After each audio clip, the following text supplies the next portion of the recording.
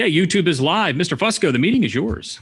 Thank you, Mr. Gilmer. I call this meeting of the Policy Committee to order, and I'm going to begin with the Pledge of Allegiance.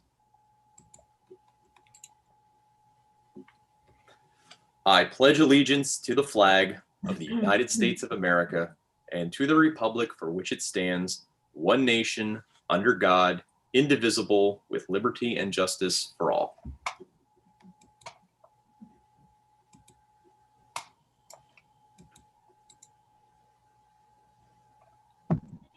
All right.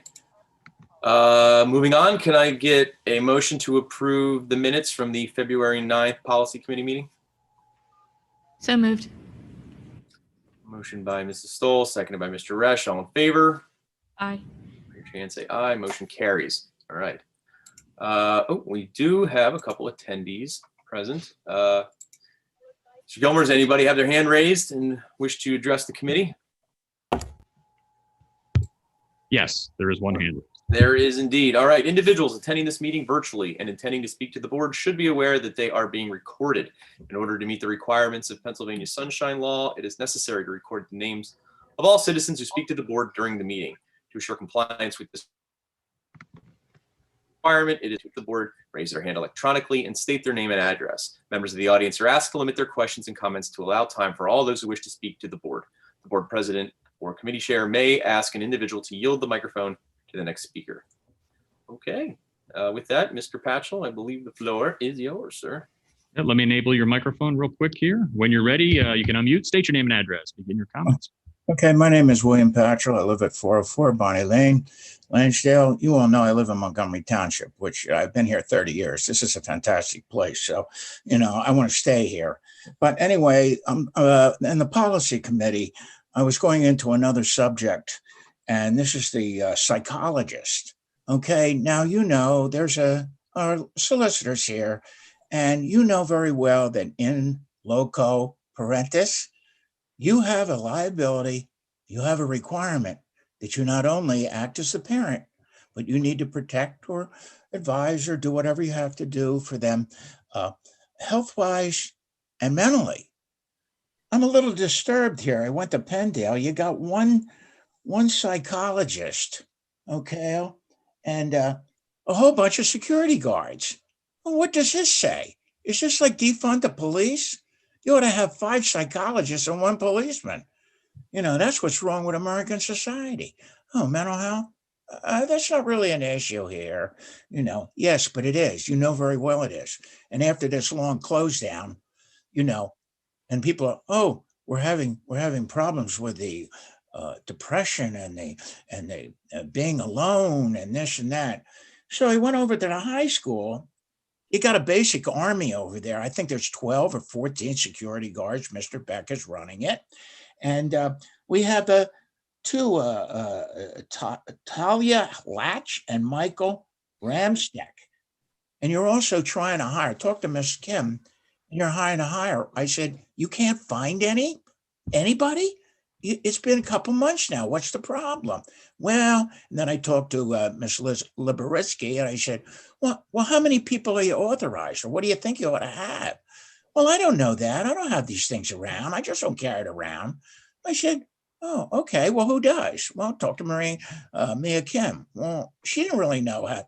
I said, wait a minute. You have all these people with these mental problems floating around. You got 3,000 kids over there, and you got two psychologists. I understand a psychiatrist is pretty expensive, but you need to address this problem, because some of these days, a lot of these parents are going to come in. What are you doing? You are acting as a parent. Now I want to have my child examined thoroughly, and they have to go to a special school now because they're very depressed. We might have to send them to Arizona, or, this could be lengthy litigation. I'm sure nobody thinks about it, but if they do, you got to be ready. 2 psychologists for 3,000 kids. I don't even know how many you have now. You might have just 2,500. You need to address this problem and get hiring people. It's really hard to hire. It's really hard to hire? Well, it's got to be really hard to hire if you have 50 parents come in here and said, I want special attention from my kid. 2, 1, made it. I'm going to take a moment and just sort of quickly address that, Mr. Patchell. There are 17 educational psychologists in the district. There are 37 counselors. Now, understand, an educational psychologist in a building, most of their responsibility is really related to testing and identifying students with special education needs. It's the counselors themselves that would be more involved with trying to support students who have anxiety or other related issues related to anything. I suppose, COVID related anxiety is probably the issue that's most on everybody's mind. There are 14 counselors right now at the high school, and not just in my capacity as a school board director, but I can speak as a special educator, having worked in Pennsylvania for 15 years. I can tell you that psychologists are very difficult to identify. And part of the problem is that even though they are expensive relative to a school district budget, they can do work in a private practice and just do much better and have more flexibility. So it's not always the most appealing position for somebody who has their qualifications. It's not something that's a North Penn specific issue. It is an issue for many districts. Probably, I can't speak confidently across the country, but I would believe that's probably the case, and certainly in Pennsylvania. So it's not something that we are ignoring. There are conversations ongoing to try to identify and add people in that position. But we are at this point doing the work that we can do to try to identify and address those issues as best we can. So I appreciate your advocacy on that. I really actually do. I think it is a very important issue that school districts are going to be grappling with even more moving on next year when we have more students returning and when we hope to see a return to normalcy. And even from my own personal experience, I can tell you that what students are going through right now is not normal, and there's going to be a need on schools to provide them a lot of support, some students in particular, to help reacclimate them to being part of a school community. So thank you for that. Anyone else, Mr. Gilmer? Yeah, that'll conclude public comment for this section. All right, thank you. Okay, in that case, we're going to move on to our items recommended for work session, and there are 5 policies on the agenda tonight. And Mr. Summers, please add any relevant information that we need to know about these policies. Sure. So I could start out with the first item on the agenda is under item A is 218.3, discipline of students convicted or adjudicated of sexual assault. And that policy 218.3, that would be an entirely new policy. We do not currently have a 218.3. That item also relates under item E on the agenda, which is changes to policy 103 and policy 252. The two changes to those policies, 103 and 252, is really just the addition of a sentence, essentially, that references this new policy 218.3. So 218.3 is being proposed in response to the passage of Act 110, which was passed by the Pennsylvania legislature last year. What that does is it adds a requirement for schools to take certain action if we become aware of a circumstance in which a student who has been convicted or adjudicated of sexual assault and the victim of that assault is a student within the school district, we are required to take certain action. So essentially, school districts have authority to, in general, remove students or take disciplinary action against students for conduct that occurs when students are in school. The concern was that you could have a situation that maybe occurred in the community where there are 2 students and one of both, let's say, who are enrolled in the school district, and one of the students sexually assaults the other student, and that student who commits the assault is later convicted, let's say. There was a situation in which that could be the case, and both of those students could continue to attend school, and there was concern about the victim of that assault needing to, attend classes alongside the individual who assaulted them, be in the halls, and be fearful of coming to school. So the legislation that was passed requires that if we become aware of a student who is convicted or adjudicated of sexual assault, and if the victim of that assault is a student in the district, we are required to either expel or reassign the student who was convicted or adjudicated of the assault to another setting. So either expel that student entirely from the district or assign that student to an alternative placement so that the student who was the victim does not have to live in fear while just trying to get an education. There are also requirements in terms of this would particularly apply at perhaps the middle school level, where if students would be involved in extracurriculars together or would be on a bus together, that we have to take certain steps to ensure that the victim of the sexual assault is not required to be in the same activity with the student who engaged in the assault or on the same on the same school bus. Basically, steps to ensure that, again, the student who was the victim of the assault is able to freely attend school without concern about having to be present with the other student. So that legislation was passed. It's a mandate that the school is required to follow. So this policy 218.3 really just adds to our set of policies what steps we have to take in the event that we become aware of a student who has been convicted or adjudicated. There is a requirement that any student who is so convicted or adjudicated needs to immediately notify the school district of the fact that this occurred. There are also requirements in the juvenile law that probation officers notify the school district in the event that they become aware of such a conviction. So it's certainly recommended that we adopt this policy. The policy really just contains the language that's in the statute that was adopted by the state legislature. So it's certainly something we don't have a choice about whether to follow it or not, but by adopting it as a policy, it makes it clear to all of our staff and students in the district that we will follow the law in this area, and that we intend to support students who are the victims of any sort of assault. So that really covers 218.3. The remaining policies, I can just quickly cover. 223, use of bicycles and motor vehicles, is really about the methods by which students arrive on campus and our ability to regulate that. So perhaps the most significant aspect is our parking situation at the high school. It authorizes the district to regulate how students drive to school, whether they have parking privileges. The superintendent or designee can certainly develop further regulations, establish procedures about the costs for parking, who gets the privilege, that sort of thing. But in general, it establishes the right of the district to govern that. It's a new policy. The district did not previously have a policy in place to address that issue. 224, care of school property, is really a relatively short policy.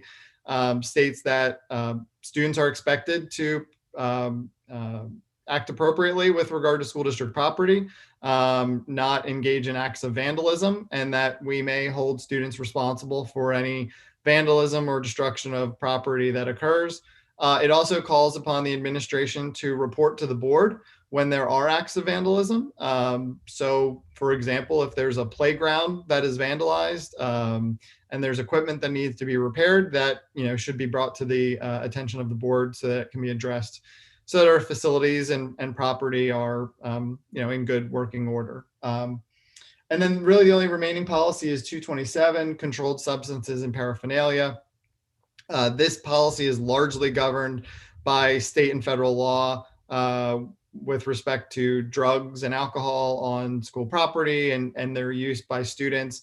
It discusses the ability of the school to regulate those activities on school property. It also discusses how we have authority over students who are involved in extracurricular activities and their requirement of not engaging in illegal acts involving drugs or alcohol while off campus, while a member of a team or activity.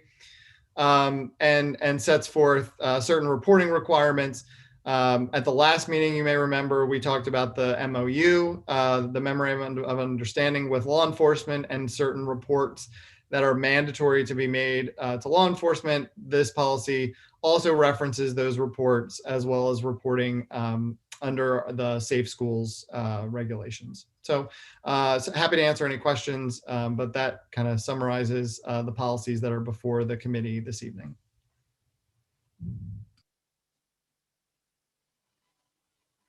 So a little added context for the committee members for 218.3 in the preliminary discussions that were had with Mr. Summers and Dr. Bauer about this. I believe, Mr. Summers, you said that there's the possibility, this has actually never been challenged in court, that we could regulate the student's behavior off campus with an expulsion in school. So there's the possibility that that could at some point be heard in court and maybe ruled unconstitutional. We also talked about the expulsion. We have this setup where we have 3 middle schools, so expulsion wouldn't maybe necessarily be necessary. There may be to transfer to the middle school, a different middle school. And also we discussed the possibility of, instead of expulsion at the high school level, offering the full virtual program to a student. So there were some other alternatives explored in terms of, how rigid it would have to be with a straight expulsion for a student. Any questions, guys? Thoughts, concerns about these policies? They look good to me. Oh, you just muted yourself. They look good to me, Christian. Looks good. Okay. Do we ever take in kids that have been expelled from somewhere else? That's a Like- good question. Mrs. Stoll, I can't point to a time where we have. I can think of times where students have relocated because they got expelled, Okay. and then they try to enroll in the district, and depending on the severity of the infraction, we would take them in, and certainly we believe that school-age children are able to be rehabilitated and supported and helped. So I can think of times, specifically when I was high school principal, that we had students enroll who had been expelled elsewhere. But I cannot, Mr. Summers, I'm not sure if I've ever sought counsel on someone saying, hey, can we come, we were expelled from neighboring District A, can we come to yours? No, I agree. And generally, I mean, we certainly have had requests of students who were not residents of the district to, for one reason or another, be permitted to attend the district. And we have largely denied those requests. Our new policies make clear that certainly students who are residents of the district have an entitlement to attend the district schools. Students who are homeless and living within the district have a right to attend, in certain circumstances, to attend district schools. And there are certain circumstances where non-resident students who may be living with a resident of the district, or who may be moving into the district, have an ability to attend the district schools. But in general, just a student who attends and resides in another district would not be able to be admitted into the district. Thank you.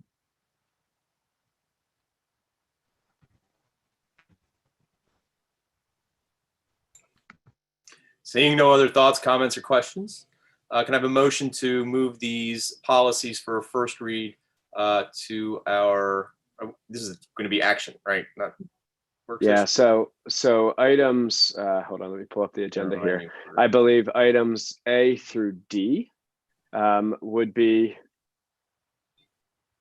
for the action meeting for a first read. And then in item E, that would go to the work session this evening for a first reading, because those policies were already had a first reading. So we just made the 1 sentence or 2 adjustment based upon all the details that Mr. Summers Right, just so provided. We'll do 2 motions. And can I get a motion to move items A through D to next week's action meeting? So moved. All right, motion by Mrs. Stoll, seconded by Mr. Resch. All in favor? Aye. Motion carries. Now can I get a motion to move item E to tonight's work session agenda? Just Mr. Fusco, before we have that, I did just review the agenda for tonight's meeting, and these 2 policies are not listed on the Oh, they're not. work session agenda. There is 218. There was there's a one sentence change to that. So I believe that these two policies would also go for a first read at the action meeting as well. Okay. So you want a motion for that? Yes. Motion to move PA Act 110 of 2020 policy changes for first read to the action meeting next week. All right. Motion by Mrs. Stoll, second by Mr. Resch. All in favor? Aye. Say aye. Motion carries, and that's probably my fault because I was supposed to tell Tina to add that to the agenda, and it's occurring to me I did not do that. So I apologize. I'll take responsibility for that one. Okay, moving on. Is there any other business for members of the committee? No. Okay. So in summary, we are moving all agenda items A to E to next week's action meeting for a first read. And our next meeting is going to be on Tuesday, April 13th at 5 o'clock on your favorite North Penn channel. All right. Seeing no other business, have a motion to adjourn. So moved. All right, we're adjourned. We'll be back for Finance Committee meeting at 6 o'clock. Thanks, everyone. Thank you, everybody. Thank you. Can I get one of the screens?